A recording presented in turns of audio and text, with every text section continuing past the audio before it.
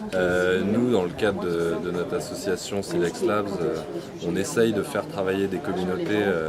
ensemble et donc on essaye de favoriser l'innovation et de fédérer des gens pour qu'ils travaillent ensemble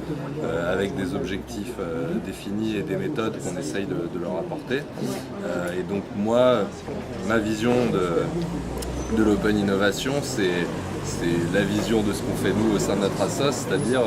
essayer de mettre des gens assez différents autour d'une table, autour d'un projet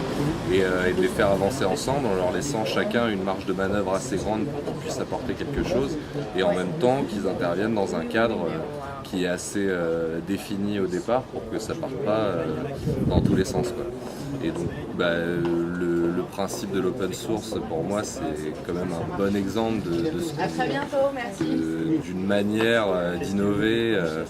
et qui en plus est libre et donc accessible au plus grand nombre. Et pour moi l'innovation ça passe aussi par là. C'est-à-dire que plus il y a de gens qui ont accès à l'information et qui peuvent participer à un moment ou à un autre du processus, plus l'innovation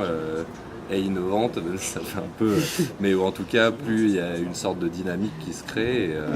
et plus ça peut être intéressant justement pour avoir des nouvelles idées, des nouvelles méthodos et voilà. On a un peu arrêté les hackathons entre guillemets parce qu'on se dit c'est con, il y a 50 étudiants, on fait 10 équipes de 5 et puis on garde que le meilleur truc. En fait non, on a 50 étudiants, faisons-les tous collaborer et du coup tous contribuer. Et puis il va sortir quelque chose de plus finalisé, de meilleure qualité que si on avait pris le meilleur des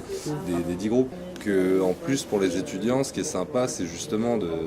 ce principe de collaboration. Parce qu'eux, ils sont déjà dans ta vie d'étudiant, moi je l'ai été, on est tous confrontés au principe du concours, d'être le meilleur, d'être machin. Et ça fait partie d'une formation